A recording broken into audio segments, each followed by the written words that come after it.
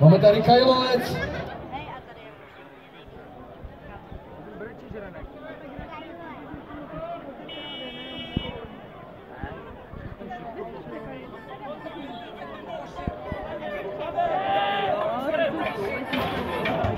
Teď se tady kolem mě prohnali.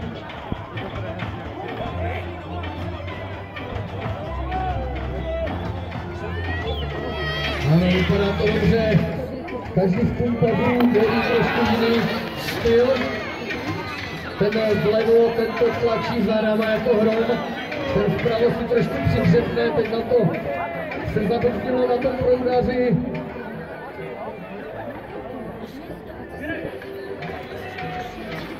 Spočili i pumpaři na chviličku.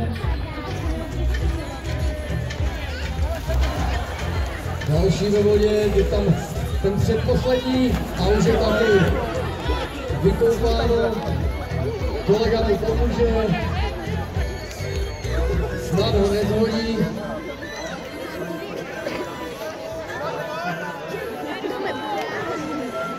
Ano, tam už se může.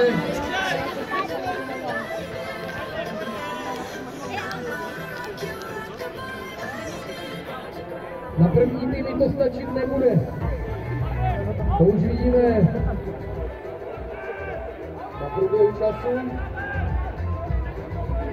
Ano.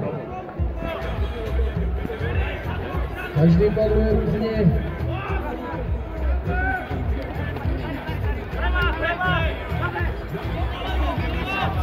No jo, no to je ten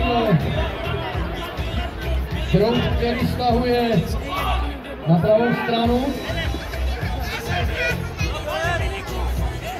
Problém je, když jeden padne dopředu a druhý dozadu, tak ty síly se vyruší a nejde to nikde. Ale už se do toho opřeli a máme je v cíli časem 2 minuty 45 sekund, takže 2 minuty rovné a nějaké drobné k tomu. To byl Kajlovec a teď Životského.